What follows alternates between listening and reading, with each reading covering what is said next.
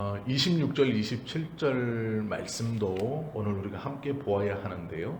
26절 말씀에 보면 26절, 27절 말씀에 보면 오해하고 또 크게 잘못 생각할 수 있는 본문이 뒤에 딸려옵니다. 26절, 27절 말씀 보십시오. 우리가 진리를 아는 지식을 받은 후 짐짓 죄를 범한즉 다시 속죄하는 제사가 없고 오직 무서운 마음으로 심판을 기다리는 것과 대적하는 자를 태울 맹렬한 불만 있으리라. 이 말씀을 오해하면 본문에 나와 있는 짐짓 죄를 범하는 자라는 말씀이 있습니다. 26절에 나오는 말씀은 우리가 진리를 아는 지식을 받은 후, 즉 구원받은 후에 짐짓 죄를 범한 즉 다시 속죄하는 제사가 없고 오직 무서운 마음으로 심판을 기다린다 라고 분명하게 기록되어 있죠. 여기서 우리가 알아야 할 것은 짐짓 범하는 죄, 이것이 무엇을 말씀하시는가에 대한 것을 분명히 알아야 우리가 구원을 받은 후에 죄를 짓는 것으로 말미암아 구원의 제사를 다시 얻지 못하고 심판만을 기다린다. 이 말씀을 다른 사람들이 잘못되이 곡해하는 것을 알 수 있습니다. 그래서 오늘은 짐짓 범하는 죄라는 것이 무엇인가 우리가 함께 좀 알아보려고 합니다. 우리가 매주일 사죄의 기도를 드리고 난 후에, 고백의 기도를 드리고 난 후에 이 사죄 선언으로 요한일서 1장 9절의 말씀을 고백하죠.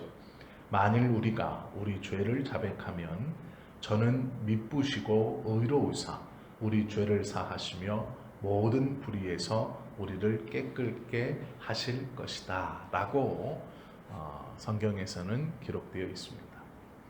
예수님도 제자들에게 형제의 죄를 지음을 얼마만큼 용서해 주어야 합니까? 라는 물음에 형제가 죄를 범하거든 7번뿐 아니라 70번씩 7번이라도 용서해 주어야 한다 라고 강조하셨죠. 하나님 앞에서는 회개함으로 용서받지 못할 죄가 없다 라는 것을 말씀하고 있는 본문입니다. 그런데 오늘 본문에서는 진리를 아는 지식을 받은 후 짐짓 죄를 범하는 죄는 다시 속죄하는 제사가 없다라고 말씀하고 있습니다. 이것이 무슨 말씀일까? 진리를 받은 후에 다시 죄를 범함으로 속죄하는 제사 없이 두려운 사망의 심판만을 기다린다라는 말씀. 요한일서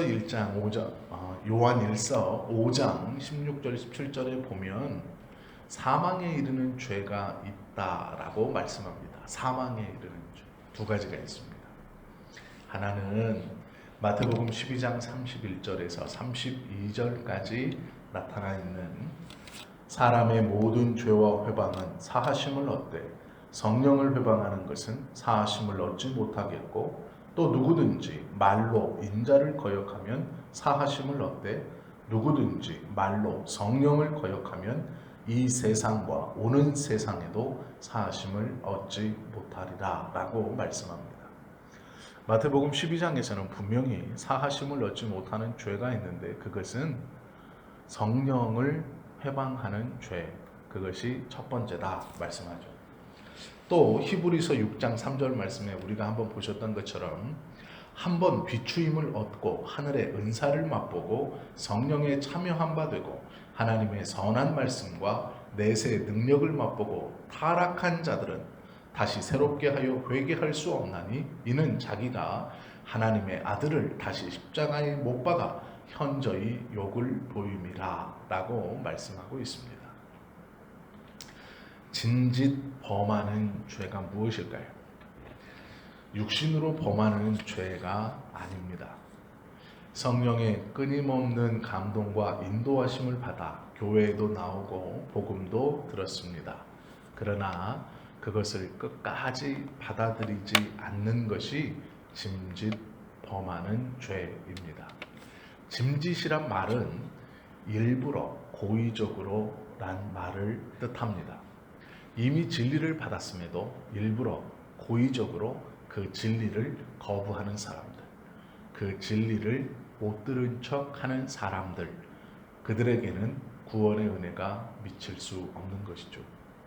히브리서 기자는 지금 유대인들에게, 1차 독자인 유대인들에게 예수님이 구세주이시다라고 계속 증언하고 있습니다. 제사장과 비교하고 천사들과 비교하고 이 땅에 있었던 그 어떤 누구와 비교하여도 비교할 수 없는 분, 그분이 구세주이시다라고 증언하고 있죠. 그리고 그 뒤에 붙여지는 것은 이 증언을 들은 후 너희가 고의적으로 받아들이지 않으면 짐짓 범하는 죄, 고의적으로 범하는 죄에 빠진다라고 경고하고 있는 것이죠. 짐짓 죄를 범한다. 하나님의 선한 말씀과 내세의 능력을 맛보고 타락한 자들이라고 했는데요. 여기서 죄를 범했고 타락한 자들이란 말은 우리가 육체로 범하는 어떤 죄를 의미하는 것이 아닙니다.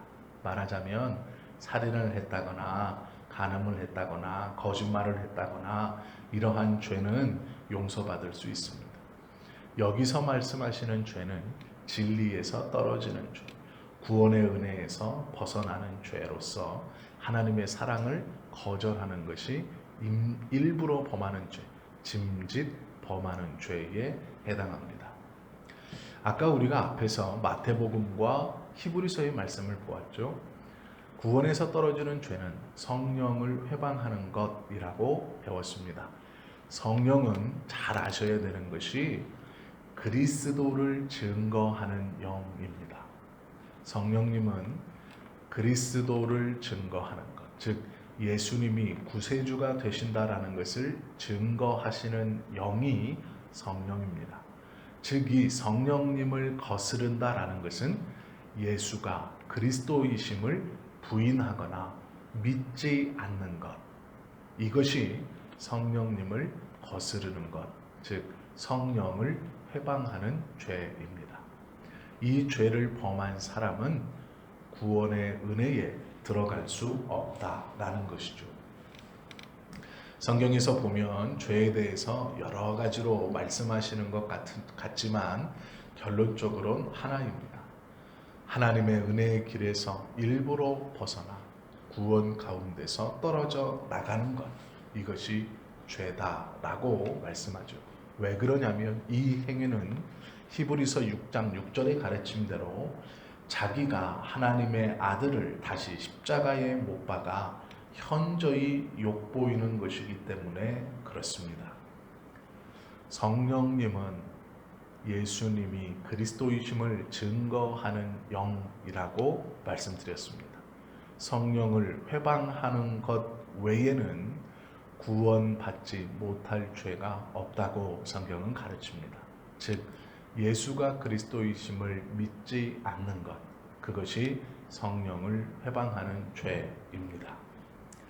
이런 죄는 다시 속죄하는 제사가 없다고 하나님이 말씀하시는 것이죠. 27절에 있는 말씀처럼 하나님의 아들을 밟은 것, 또 우리가 오늘 읽었던 본문인 29절을 보십시오. 하나님의 아들을 짓밟고 자기를 거룩하게 한 언약의 피를 부정한 것으로 여기고 은혜의 성령을 욕되게 하는 자가 당연히 받을 형벌은 얼마나 더 무겁겠느냐라는 경고입니다. 하나님의 말씀을 읽고 듣는 것에서 그쳐서는 안 되죠. 4장 2절의 말씀처럼 들은 말씀과 자기의 믿음이 서로 화합되어야 합니다. 예수님에 대한 증거를 듣고 그 은혜를 맛본 후에 고의적으로 예수님이 구세주이심을 부정하거나 그 은혜에서 떠나는 자들에게는 2번 속죄하는 제사가 이루어질 수 없다라고 말씀하십니다. 그것은 예수님을 짓밟는 참남한 행위이며 또한 거룩한 보혈의 피를 아무것도 아닌 모욕하는 행위이고 성령을 욕되게 하는 행위이기 때문에 그렇습니다. 즉 하나님이 우리에게 베풀어 주신 구원의 은혜를 일부러 거절하거나 그것을 모독하는 것, 그것은 구원받을 수 없는 죄라고 말씀하고 있습니다. 한 번 비추임을 얻은 것, 또한 은혜를 맛본 것, 구원의 말씀을 듣고 우리의 심령이 하나님 앞에 나아가 있을 때 그것을 일부러 돌이켜 죄 가운데로 들어가는 것, 그것은 사함을 얻지 못한다 말씀하고 있죠. 하나님은 말씀을 듣기만 하는 사람이 되기를 원치 아니하십니다. 말씀을 듣고 순종하는 사람이 되기를 원하시죠. 우리는 진실한 믿음으로 올바른 신앙생활을 해야 합니다. 복음이 무엇인가, 진리가 무엇인가 분명히 깨닫고 그 진리의 내용이 무엇인가를 알고 붙들고 있어야 한다라는 것이죠. 구원을 받은 사람이 죄들로 인하여 구원에서 떨어질 수 있는가? 그렇지 않습니다. 절대로 그런 일은 일어나지 않습니다. 왜 그러냐면 구원을 받은 사람이 구원에서 떨어진다는 것은 그리스도의 놀라운 십자가의 은혜를 짓밟는 참남한 행위이기 때문에 그렇습니다. 그러한 일은 우리 안에서 일어나지 못합니다.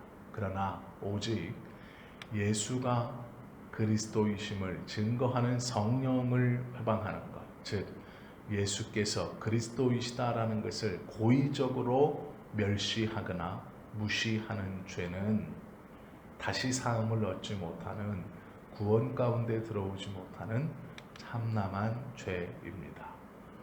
우리는 그 일을 범하지는 않을 것이지만 자신할 수 없는 것은 우리의 삶에서 죄의 무게로 인하여 우리의 마음이 짐짓 복음을 제대로 알지 못하면 그러한 의심과 회의에 빠질 수 있는 연약함이 있기 때문에 우리는 매일 기도하고 주님의 말씀으로 확신을 얻으며 신앙생활을 하고 있는 것이죠. 오늘 하루도 이 확신 가운데 기쁨으로 살아가시는 저와 여러분 되시기를 예수님의 이름으로 축원합니다. 기도하시겠습니다.